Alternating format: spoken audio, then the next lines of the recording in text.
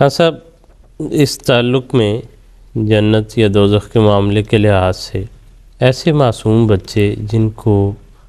ابھی مذہب کا ادراک ہی نہیں، یا ایسے دیوانے لوگ جن کو ہوش نہیں، ان کے فوت ہو جانے پر ان سے جنت دوزخ کے حوالے سے کیا معاملہ ہوگا؟ جس طرح اس دنیا میں ایسے لوگوں سے بعض قوانین پہ انہیں مرفوع القلم سمجھا جاتا ہے، یعنی ان پہ کوئی کارروائی نہیں ہوتی، اسی طرح احادیث میں آتا ہے کہ حضور صلی اللہ علیہ وسلم نے اس کی وضاحت فرمائی۔ حضرت علی رضی اللہ تعالیٰ عنہ سے بھی روایت مروی ہے اور حضرت عائشہ رضی اللہ تعالیٰ عنہ سے بھی، سنن ابن ماجہ میں، سنن ابی داؤد میں، دونوں میں موجود ہے کہ حضور نے فرمایا کہ 3 ایسے لوگ ہیں جن سے قلم اٹھا لیا گیا، جنہیں مرفوع القلم قرار دیا گیا ہے، اور اس میں حضور نے فرمایا کہ ایک سویا رہنے والا یہاں تک کہ وہ جاگ جائے، اور ایک دوسرا وہ بچہ جو یہاں تک کہ وہ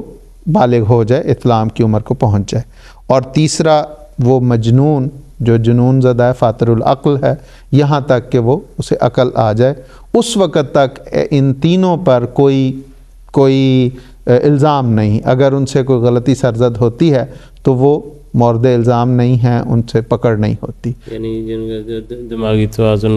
اس طرح درست نہیں۔ جی بالکل۔ اور میں سونے کا ذکر کر دوں کہ مثال کے طور پر اس کی بڑی وضاحت حضور صلی اللہ علیہ وسلم نے فرمائی کہ اگر کسی شخص کی سوئے ہوئے نماز رہ جاتی ہے تو وہ اس پہ پکڑ نہیں اس کی، وہ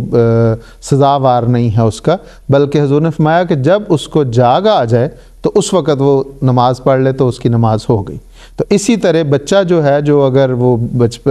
بالغ نہیں ہے تو وہ اس پہ کوئی نہیں۔ اور یہاں پہ خاص طور پہ کہ نابالغ بچوں کو تو یہاں تک احادیث میں ثابت ہوتا ہے کہ آپ صلی اللہ علیہ وسلم نے فرمایا کہ وہ تو خود